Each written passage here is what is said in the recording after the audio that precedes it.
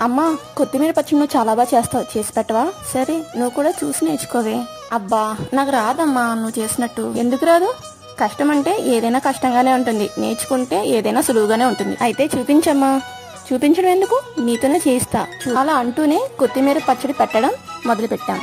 ముందుగా మెజర్మెంట్స్ చూపించాం కదా, అదే కొలతలతో కొత్తిమీర మిర్చిని బాగా కడుక్కుని తడిన తర్వాత మిర్చికి ఘాట్లు పెట్టుకుని నూనెలో ఫ్రై చేసుకోవాలి. అలాగే కొత్తిమీరను కూడా ఫ్రై చేసుకోవాలి. కొత్తిమీర బాగా మగ్గిపోయాక స్టవ్ ఆఫ్ చేసుకుని ఆ వేడి మీదే చింతపండు కూడా వేసుకోవాలి. మూడు కూడా బాగా చల్లారిన తర్వాత మిక్సీ జార్ లో ముందుగా వెల్లుల్లిపాయను వేసుకుని తర్వాత మిర్చి, చింతపండు, కొత్తిమీరను కూడా యాడ్ చేసుకుని బెల్లం కూడా యాడ్ చేసుకోవాలి. దాంతో పాటు సరిపడా సాల్ట్ కూడా యాడ్ చేసేయండి. అస్సలు వాటర్ అనేది యాడ్ చేయకుండా మిక్సీ చేసుకోండి. పైన చూపిస్తున్న విధంగా సింపుల్ గా తాలింపు పెట్టేయండి. అయితే ఇంగువ యాడ్ చేసుకుంటే మరింత టేస్ట్ గా ఉంటుంది. ఇలా చేస్తే పచ్చడి సంవత్సరం అంతా నిలవ ఉంటుంది. కానీ టేస్ట్ చేసిన తర్వాత సంవత్సరం ఉండేస్తావా? అయిపోదు.